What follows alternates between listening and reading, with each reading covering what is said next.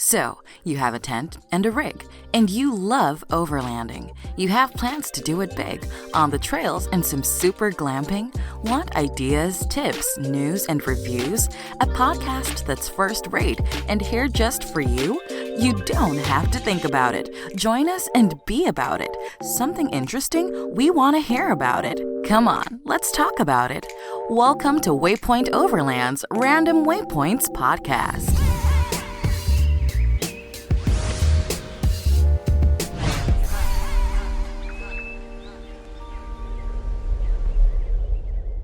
Sponsored by MIDLAND Communication for Every Adventure, the industry leader in radio communication technology and innovation for over 50 years. Sponsored by MYMEDIC. Sponsored by TEMBO TUSK. Sponsored by Trail Rated Coffee Company. Sponsored by CK Knife and Tool. Always remember, the opinion you follow should be your own. Just consider the things stated here to be a second opinion from a complete stranger online.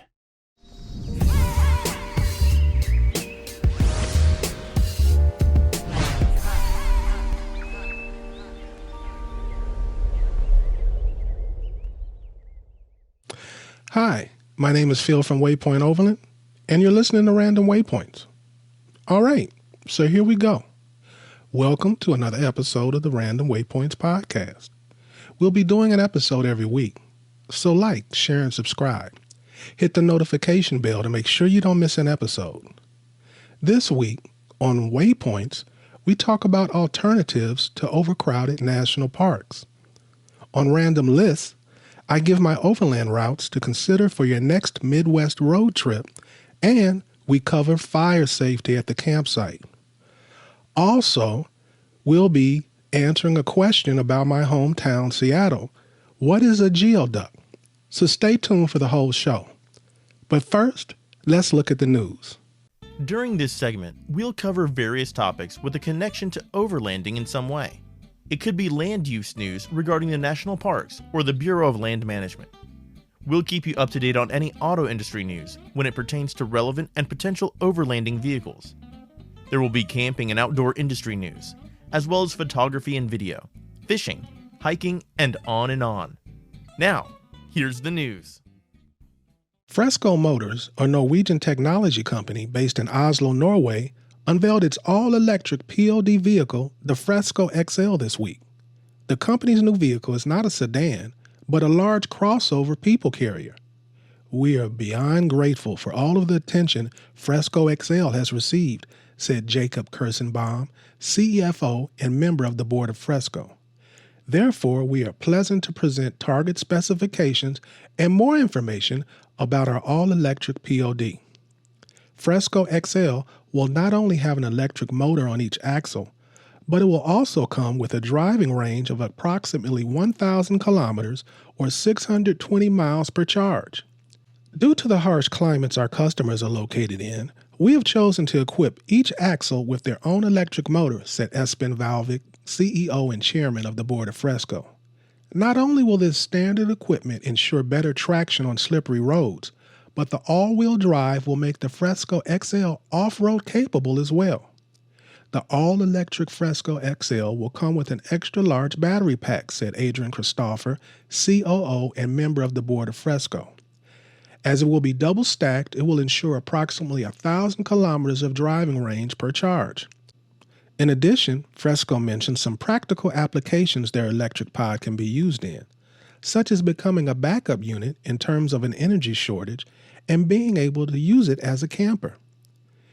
In the case you need some additional energy, hook up your Fresco XL to your house or cabin, said Adrian Christopher, COO and member of the board of Fresco.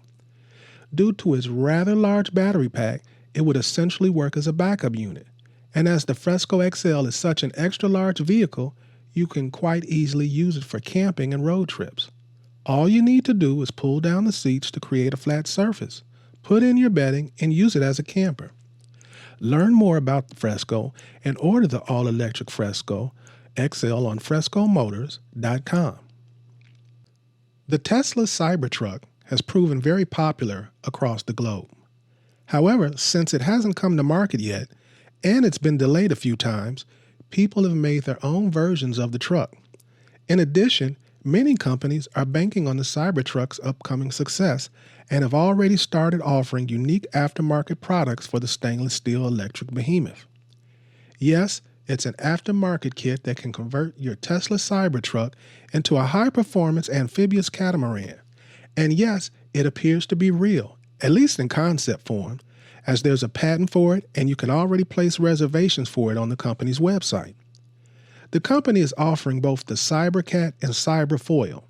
The Cybercat uses a few components to transform the electric pickup into a catamaran. The Cyberfoil takes it a step further by adding hydrofoils to maximize efficiency on the water and unleash industry-leading performance for all electric watercraft. The company's website says the Cybercat's starting price ranges from $22,900 to $32,900. It also notes that the price varies based on the number of kilowatt motors selected. You can choose up to 5 motors for a total output of 335 horsepower. You can check out the Cybercat website for more information at cybercatamaran.com. It just got slightly more expensive to visit Canadian national parks, marine conservation areas, and historic sites. On January 1, Parks Canada boosted fees by 4.2% for the next 2 years.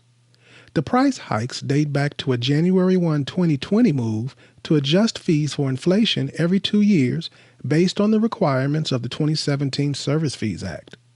An annual Discovery Pass, which covers unlimited admissions to more than 80 destinations under its care, now costs $72.25 Canadian for adults, $61.75 Canadian for seniors aged 65 and up, and $145.25 Canadian for a family or group. That's up to 7 people in a vehicle. Youth aged 17 and under are free. The pass is valid for 12 months from the date of purchase and expires on the last day of the month that it was bought in. Daily admission fees vary. The application period has opened for 2023 private river trips on the Colorado River through Grand Canyon National Park.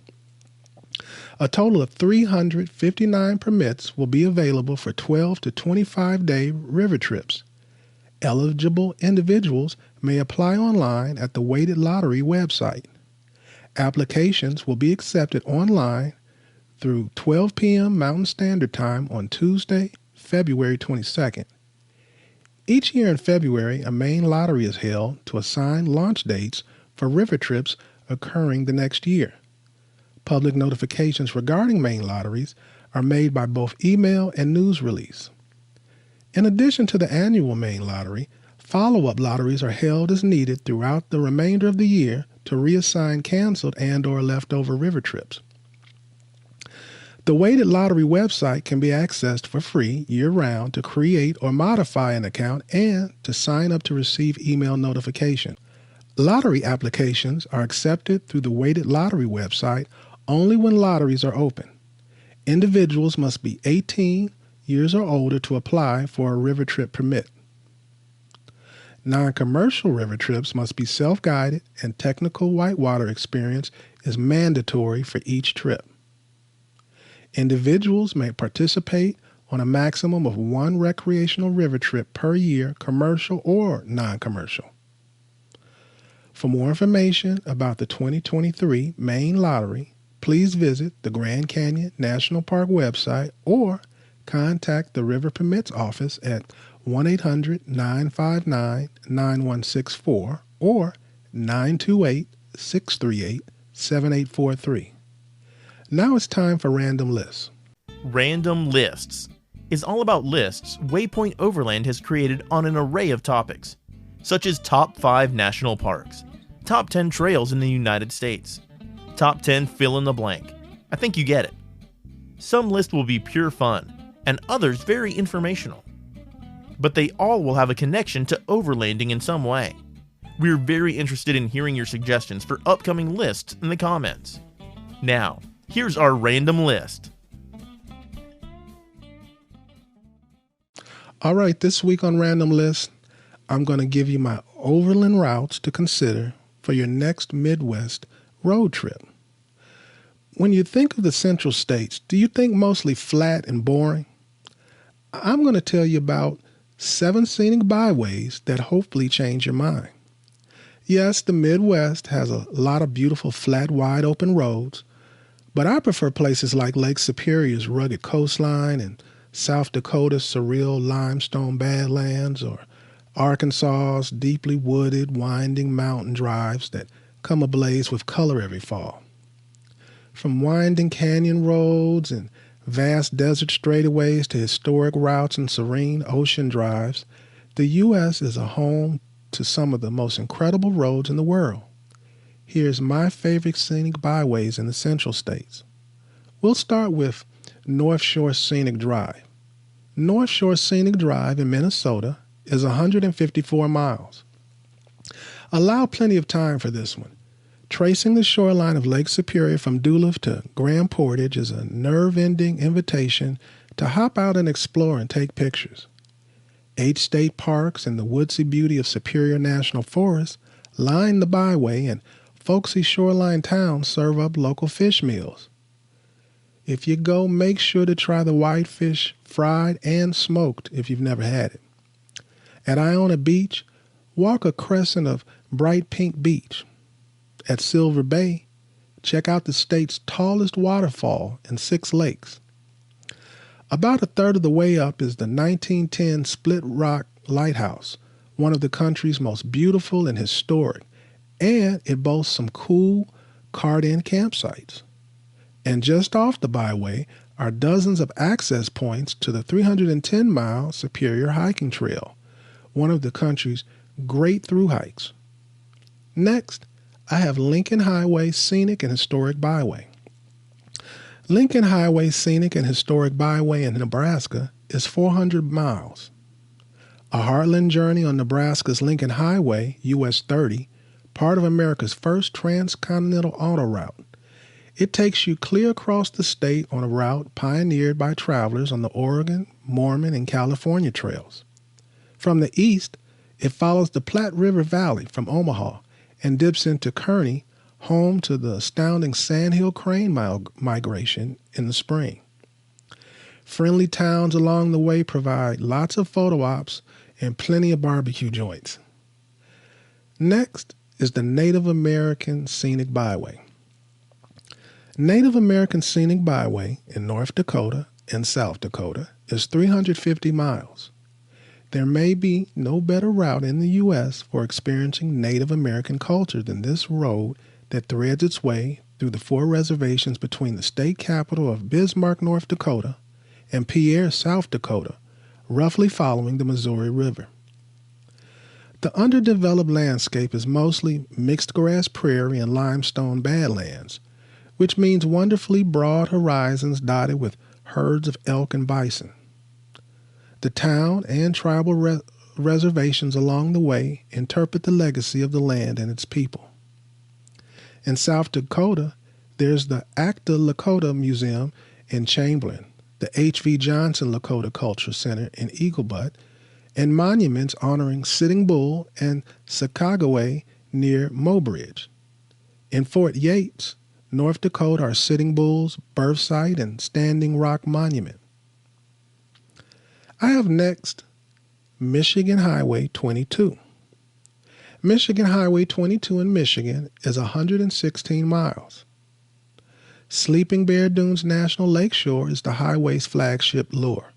But if you come for its beaches, dunes, sea kayaking, Manitou Island campsites, and 450-foot bluffs above Lake Michigan, you'll linger for the byway's rivers, orchard farms, farm stands, and forests. As beautiful as the Great Lakes is, any diversion inland is well rewarded. From Manistee to the Manistee River Trail, it's 245-foot Little Mac suspended footbridge. Or the town of Honor, where the Cherry Bowl Drive-In movie theater is one of the last and finest of its ilk. North of the Sleeping Bear, the Michigan 22 loops around the Lalanu Peninsula with orchard cherries, apricots, fall color, and fishing for Pacific salmon in the Platte River. Next up is the Natchez Trace Parkway. This is one of my favorites. Natchez Trace Parkway runs through Tennessee, Mississippi, and Alabama and is 444 miles. The Natchez Trace isn't a highway that happens to be scenic. It's a route intentionally designed by the National Park Service to give travelers an unspoiled journey through some of the most beautiful and historic country in the American South. The trace slices through forests, cave-rich limestone landscapes, and, farther south, bayous and cypress swamps alongside slow-moving rivers. Next, we have Talamina Scenic Drive. Talamina Scenic Drive in Oklahoma and Arkansas is 54 miles. The deeply wooded, winding mountain drive will surprise anyone who pictures Midwest scenery as endless, flat farmland. It's quite the contrary. As Arkansas 88 and Oklahoma 1 wind through, up and over the winding Star Mountains from Mena, Arkansas to Talahena, Oklahoma. On the Arkansas side, you'll ascend 2,681-foot Rich Mountain in Queen Wilhelmina State Park, where you can camp under hickory, elm, and red maple trees or stay in the park's historic lodge. On the Oklahoma side is the 26,445-acre Winding Stair Mountain National Recreation Area, laced with trails through the hardwoods and short-leaf pines and set with scads of campgrounds.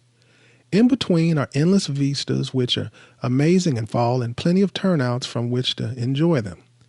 And last but not least, I have Flint Hills Scenic Byway. Flint Hills Scenic Byway in Kansas is 48 miles. American pioneer wagons encountered horizon to horizon seas of tall grass prairie that covered more than 170 million acres.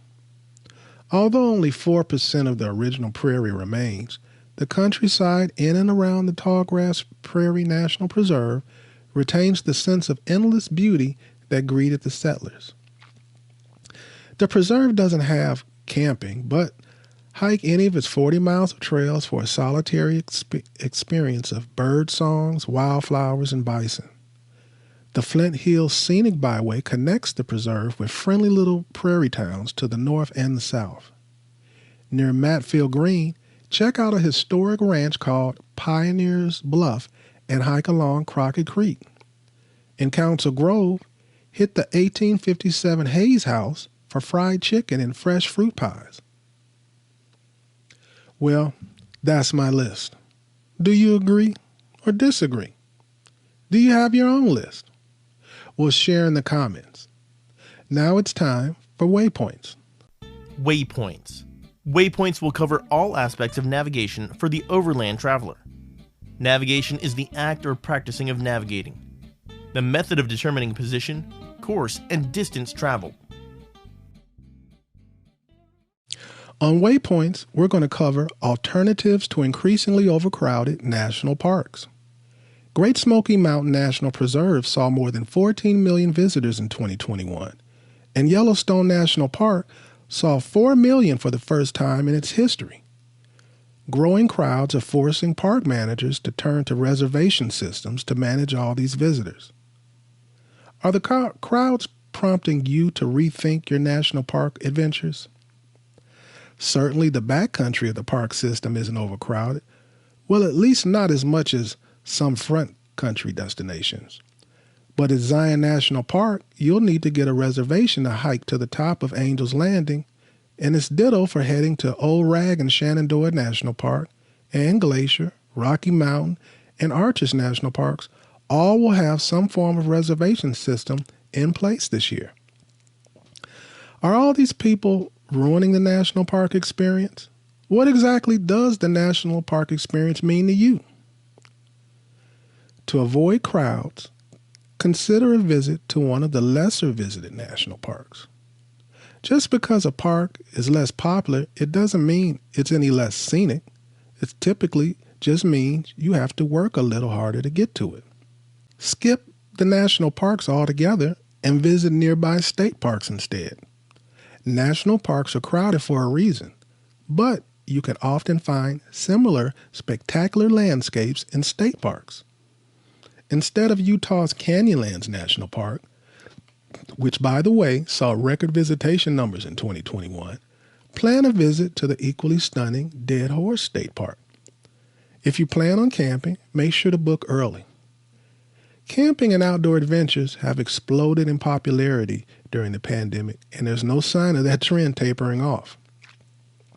Research your destinations well in advance and try to make reservations as soon as they become available.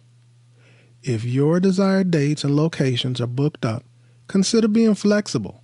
Can you travel during the week instead of on the weekend?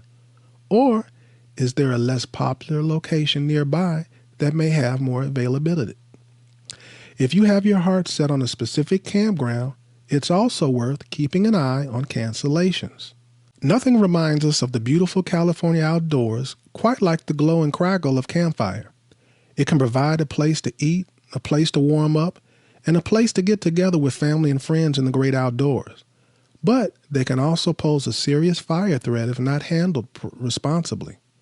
It's important when lighting a campfire to take certain precautions to prevent burn injuries and the potential to start wildfires.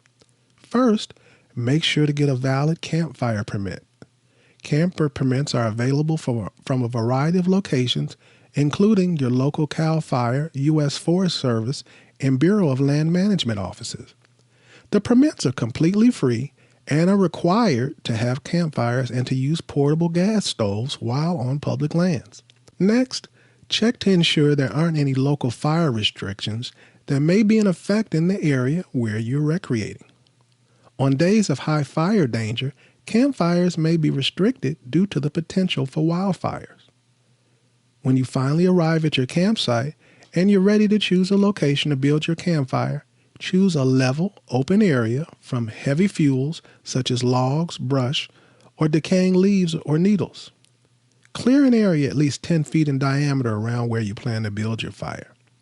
Use a shovel to scrape away grass, leaves, and needles down to the bare mineral soil. It's a good idea to keep your shovel at the campfire site at all times for preparing and extinguishing the campfire. While the fire is burning, be sure there's a responsible person in attendance of the fire at all times. Never leave children around a fire unattended. And before you leave your campsite or go to sleep, extinguish your fire completely using the drown, stir, and fill method. Drown the fire area with water and stir around the fire area with your shovel to wet any remaining embers and ash. Be sure to turn wood and coals over and wet all sides. Move some dirt onto the fire site and mix thoroughly to smother it. And finally, fill the area with your hand to ensure nothing is still smoldering. Camping and recreating in the outdoors can be a fun and safe experience for everyone, but carelessness around the campfire can lead to disastrous consequences. Making sure to do your part to avoid tragedy, remember campfire safety is your responsibility. Well, that wraps up another episode of the podcast. We're going to end with an answer to some questions I got about living here in Seattle about geoducks. What are geoducks? So we're going to end with my roving reporter explaining what geoducks are. And with that, I want everyone to stay safe, tread lightly, and hopefully I'll see you here or on the trail soon. With all the cranes popping up all over Seattle, along with the reroutes and the traffic making it home, lots of us miss what's going on all over the Seattle area. Come with me and let's explore and see what's unique to Seattle. At the intersection of Pike Street, Minor Avenue, and Melrose Avenue, there is Talk Through Seattle that you can find some of the best coffee in the city, as well as sustainable and delicious seafood. Let's find out. First, we will visit Taylor Shellfish in Melrose Market to try Geoduck and go right around the corner to Victrola Coffee Roasters. Taylor Shellfish Farms has been at the forefront of considering the importance of sustainability while providing the best shellfish the Pacific Northwest has to offer for quite some time now. That's why for my first time trying Geoduck, I decided to do it at Taylor Shellfish in Melrose Market. Instead of a chowder, it tastes more like a tomato soup.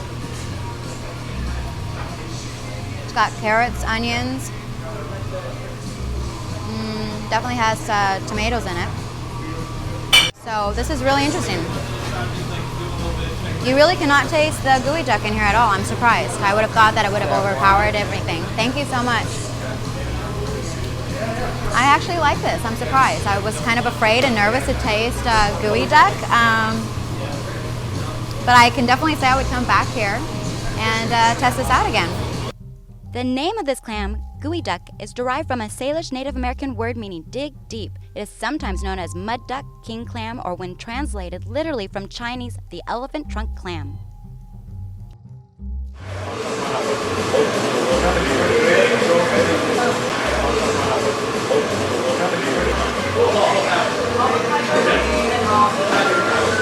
Got a bite to it? Victrola coffee roaster's name was inspired by, yes, the popular home phonograph of the 1920s. Victrola is known for taking on the task of sourcing, roasting, and preparing the finest coffees available. This beautiful cafe is an exceptional place to learn more about the highly regarded coffee at one of their regular tastings, or watch the roasting process, or simply enjoy a good book. You have been listening to Waypoint Overland's Random Waypoints. Like, subscribe, and stay tuned for more.